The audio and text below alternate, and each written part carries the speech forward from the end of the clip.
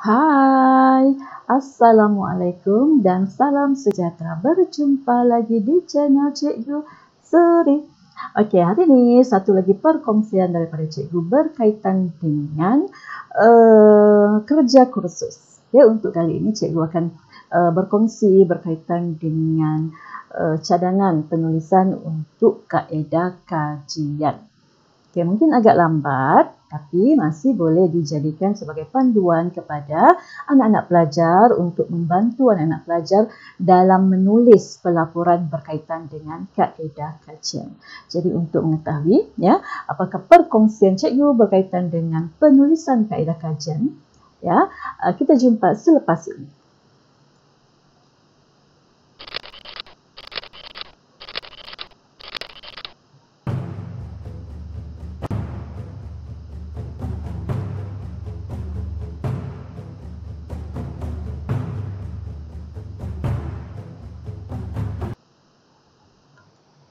Okey anak-anak pelajar, ya, untuk penulisan kaedah kajian, ya, cikgu biasa melihat ya pelaporan yang ditulis ataupun yang dihasilkan oleh anak-anak pelajar sebelum-sebelum ini, yang mana ya penulisan kaedah kajian ini anak-anak pelajar tulis secara umum sahaja. Okey, tapi sebenarnya apa yang penting ya dalam bahagian ini yang perlu anak-anak pelajar masukkan adalah anak pelajar kena menyatakan, kena menghuraikan ya apa kaedah yang kamu gunakan, ya, bagaimana kamu mendapatkan maklumat berkaitan dengan kaedah tersebut, ya, menggunakan kaedah tersebut, dan apa maklumat yang bakal kamu perolehi dengan menggunakan kaedah yang kamu pilih. Ya, maksudnya di sini apa yang cikgu boleh simpulkan ya sebelum kita lihat lebih lanjut, ya. Anak-anak pelajar kena menghurai dengan detail sebenarnya. Nah, ini yang disilap ya, yang kebanyakan anak pelajar di luar sana silap berkaitan dengan penulisan kaedah kajian. Ya, kebanyakan anak-anak pelajar hanya menyatakan apakah kaedah yang digunakan, ya, apakah antara kaedah-kaedah tersebut kamu hanya nyatakan secara umum sahaja. Okey, sebelum itu ya, kita lihat ya kaedah kajian di sini adalah huraian lengkap ya tentang kaedah yang digunakan dalam melaksanakan kajian. Ya, kaedah yang kamu gunakan dalam mendapatkan maklumat berkaitan dengan skop kajian yang bakal kamu kaji. Okey. Jadi, macam mana kita mau menulis ya kaedah kajian ini? Ya, apa yang perlu kamu masukkan? Apa yang perlu kamu tekankan?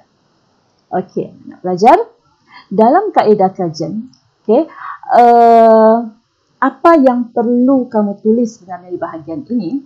Yang ini yang pertamanya, ayat pembuka kebanyakan pelajar memang abaikan. Ya, kamu masuk, okey, contoh kaedah kajian berapa? 4.0, kaedah kajian. Okey, kamu terus masuk kepada apa kaedah kamu. Ya, tanpa memperkenalkan. Ya, sebenarnya bahagian itu kamu mau cerita tentang apa, kamu mau hurai tentang apa. Jadi, ya, untuk menjadikan kajian kamu itu, pelaporan kajian kamu itu lebih nampak bagus, ya, pastikan di setiap bab ataupun bahagian-bahagian yang kamu masuk, bab baru yang akan kamu masuk, yang akan kamu laporkan, kamu gunakan tulis sedikit ayat pembuka. Okey, contohnya, ya, ayat pembuka yang boleh kamu tulis, ya. Bahagian ini, pada bahagian ini pengkaji akan menerangkan tentang apa, ataupun bahagian ini akan menghurai ataupun pengkaji akan menerangkan tentang apa pada bahagian ini. Jadi yang akan baca kamu punya laporan kajian dia sudah tahu. Okey, di sini 4.0 pelajar ini, pengkaji ini akan bincangkan berkaitan dengan kaedah kajian. Okey, itu yang pertama. Okey, dan untuk menulis ayat pembuka ini, anak-anak pelajar bolehlah menggunakan ayat kamu sendiri. Ayat kamu sendirilah ya, kamu hurai ya berdasarkan ayat kamu sendiri. Okey, itu dalam yang pertama untuk kamu memperkenalkan bahagian tersebut. Okey, seterusnya ya, dalam bahagian ini juga apa yang boleh kamu masukkan lagi? Okey, kamu boleh masukkan berkaitan dengan definisi konsep, berkaitan dengan kaedah kajian. Apa itu kaedah kajian? Maksud definisi konsep di sini, kamu beri maksud kepada kaedah kajian itu dan apa yang kamu huraikan itu akan disokong dengan citation ataupun sumber rujukan daripada penulisan ilmiah. Okey, ya. Di sini juga kamu boleh sertakan ataupun masukkan juga berkaitan dengan kepentingan ataupun tujuan. Kenapa kaedah kajian? Untuk apa kaedah kajian digunakan? Apa kepentingan kaedah kajian? Faham ya maksud cikgu? Maksudnya di sini, okey, kamu bagi definisi, okey, kaedah kajian itu merujuk kepada apa? Okey, ini disokong dengan siapa? Menurut siapa? Kaedah kajian itu apa? Jadi, ini akan memperkukuhkan lagi kamu punya huraian. Maknanya, kamu itu ada membuat rujukan berkaitan dengan apa yang dimaksudkan dengan kaedah kajian. Okey, seterusnya anak-anak pelajar, ya, apa yang boleh lagi kamu bincangkan untuk perenggan seterusnya, yang bahagian seterusnya yang kamu boleh bincangkan dalam kaedah kajian ini adalah kamu memperkenalkan apakah jenis ataupun klasifikasi yang terdapat dalam kaedah kajian ataupun jenis kaedah kajian yang ada. Okey, di sini ya terdapat dua jenis kaedah kajian sebenarnya secara umumnya lah. Ya, yang mana kita ada kaedah yang dinamakan sebagai kaedah kuantitatif dan kaedah kualitatif. Okey, untuk jenis ini anak-anak pelajar boleh bincangkan secara umum sahaja. Okey, dan barulah kamu kaitkan apa jenis yang kamu gunakan. Okey, pengkaji menggunakan kaedah yang mana? Okey, bagi definisi konsep bagi kaedah yang pengkaji gunakan. Okey. Ya. Pada bahagian ini juga, ya, kamu boleh tambah dengan mengaitkan kepada skop kajian kamu. Kenapa kamu guna kaedah tersebut? Apa rasionalnya kamu guna kaedah tersebut? Jadi, ya, untuk memastikan apakah jenis kaedah kajian yang sesuai untuk skop kajian anak-anak pelajar tahun ini, okey, kita lihat kepada soalan kajian lah. Ya, kita lihat kepada soalan kajian kita semula. Okey, kemudian ya bahagian seterusnya yang kamu kena bincangkan, ya, para pelajar boleh menerangkan berkaitan dengan kaedah pengumpulan data. Okey, dalam kaedah pengumpulan data ini kita ada dua sumber data ataupun dua kaedah untuk kita mengutip data. Satu dinamakan sebagai sumber prima dan yang kedua dinamakan sebagai sumber sekunder. Okey, jadi macam mana mahu menggunakan sumber pengumpulan data ini, kaedah pengumpulan data ini? Okey, data prima itu anak-anak kena faham dahulu ya. Data prima itu merujuk kepada data utama ataupun data mentah yang kita dapat direct, ya, terus secara langsung. Contohnya kita menggunakan temu bual, ya, kita menggunakan soal selidik, kita menggunakan pemerhatian. Ini antara kaedah pengumpulan data berdasarkan sumber data prima.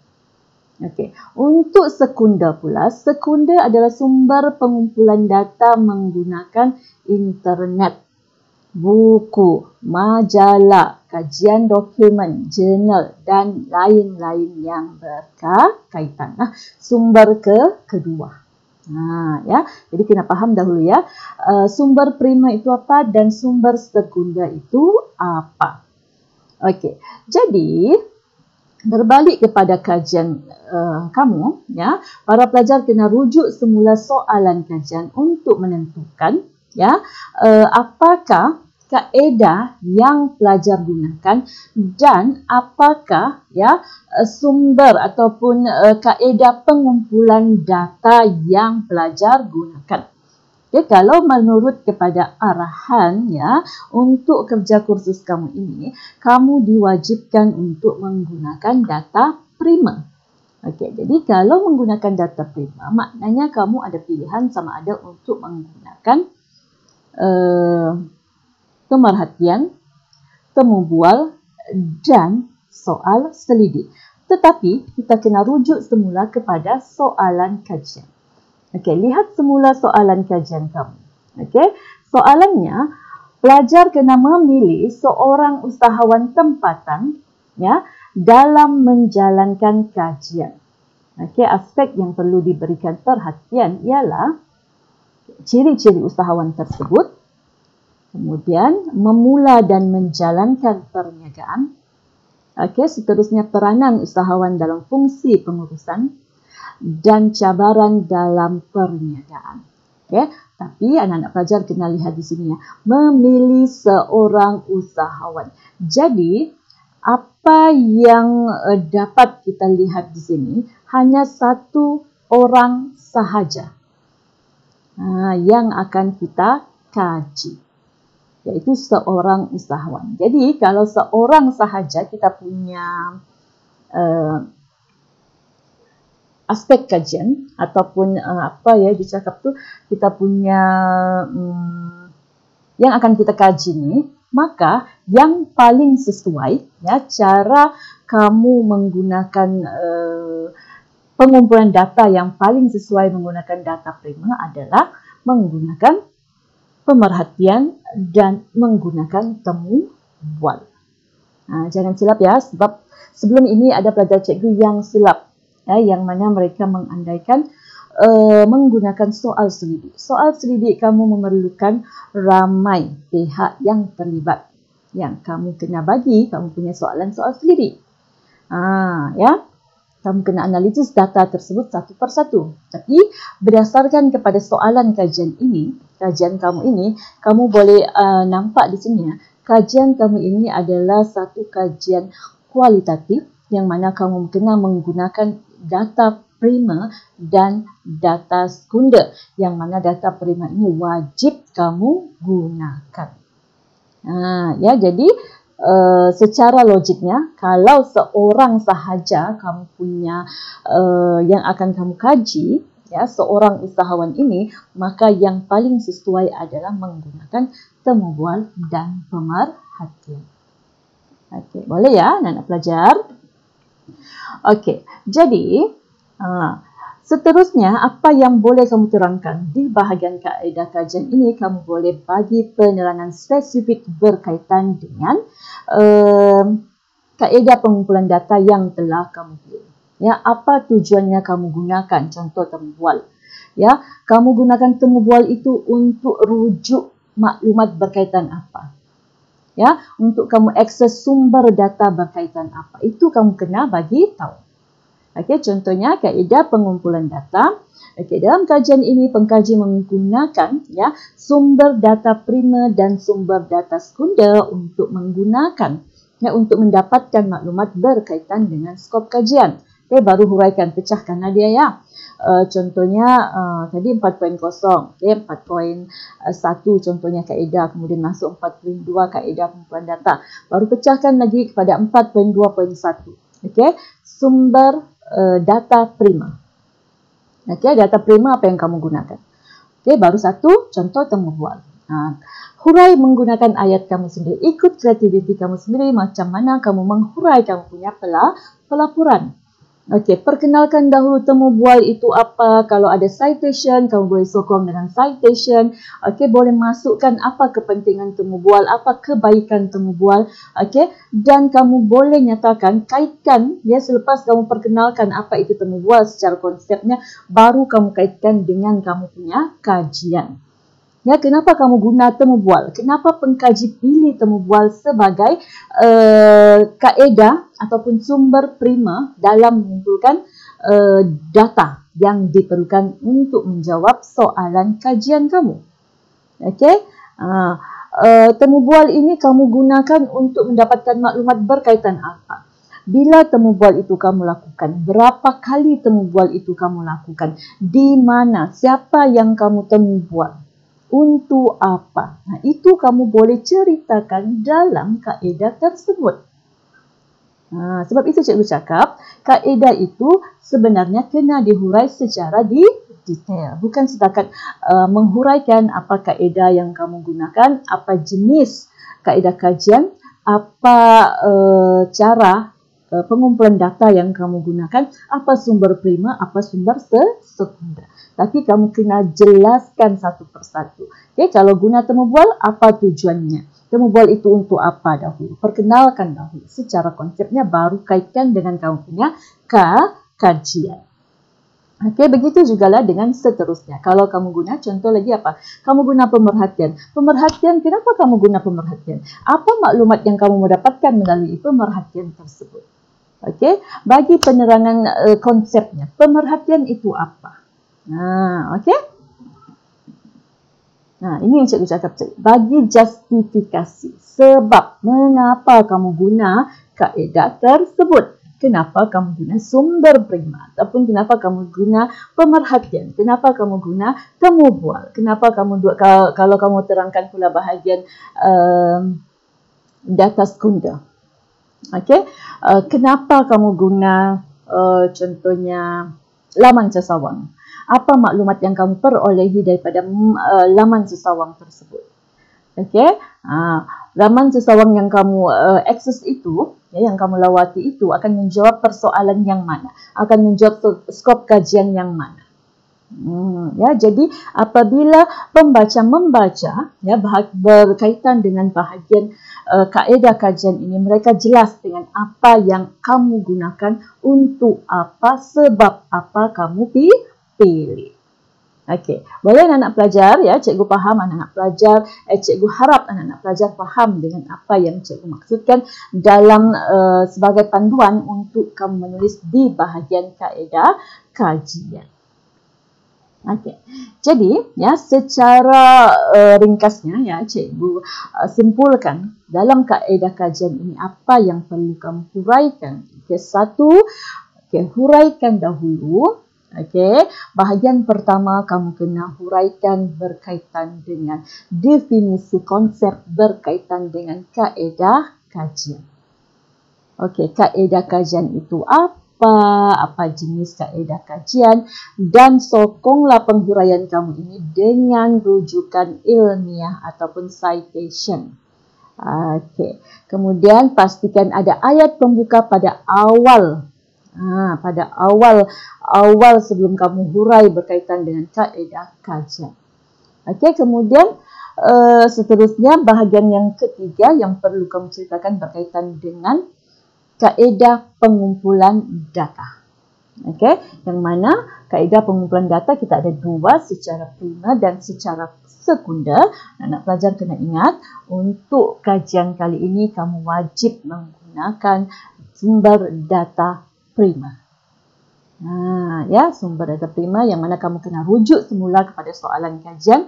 Dalam soalan kajian itu kamu diminta untuk mendapatkan maklumat berkaitan seorang usahawan. Seorang usahawan. Jadi pastikan kamu gunakan data prima yang berkaitan, yang sesuai untuk kamu dapatkan maklumat daripada seorang usahawan sahaja. Okey, seterusnya bagi justifikasi. Bahagian seterusnya kamu kena bagi justifikasi. Kenapa kamu guna kaedah tersebut? Kenapa kamu pilih kaedah pengumpulan data tersebut? Okey, kalau secara prima, contoh yang pertama temu bual. Kenapa pilih temu bual? Temu bual itu apa? Bagi dahulu definisi konsepnya. Okey, apa kepentingan temu bual? Baru kaitkan dengan kamu punya kajian. Okay, dalam kajian ini, pengkaji memilih untuk menggunakan kaedah pengumpulan data secara temu bual. Untuk apa? Kenapa? Apa maklumat yang kamu akan perolehi daripada temu bual yang kamu buat? Bila temu bual itu dibuat berapa kali? Siapa yang kamu temu bual? Di mana? Okay, boleh juga kamu masukkan. Jadi maklumat-maklumat itu menjadi lebih lengkap. Begitu juga dengan kaedah-kaedah yang lain. Okey, jadi anak-anak pelajar, ya, cikgu harap perkongsian cikgu pada kali ini ya dapat membantu anak-anak pelajar untuk menghurai bahagian penulisan kaedah kajian dengan lebih baik. Okey, jadi rasanya sampai di sini sahaja perkongsian cikgu untuk kali ini. Ya, cikgu harap video ini bermanfaat kepada semua anak-anak pelajar dalam membantu anak-anak pelajar dalam menghasilkan laporan kajian dengan lebih baik. Okey, sekiranya video ini bermanfaat, bolehlah kongsikan dengan rakan-rakan yang lain. Okey, teruslah ke channel cikgu untuk melihat perkongsian-perkongsian lain daripada cikgu. Okay, jadi itu sahaja daripada cikgu. Sekian dan terima kasih. Jumpa lagi.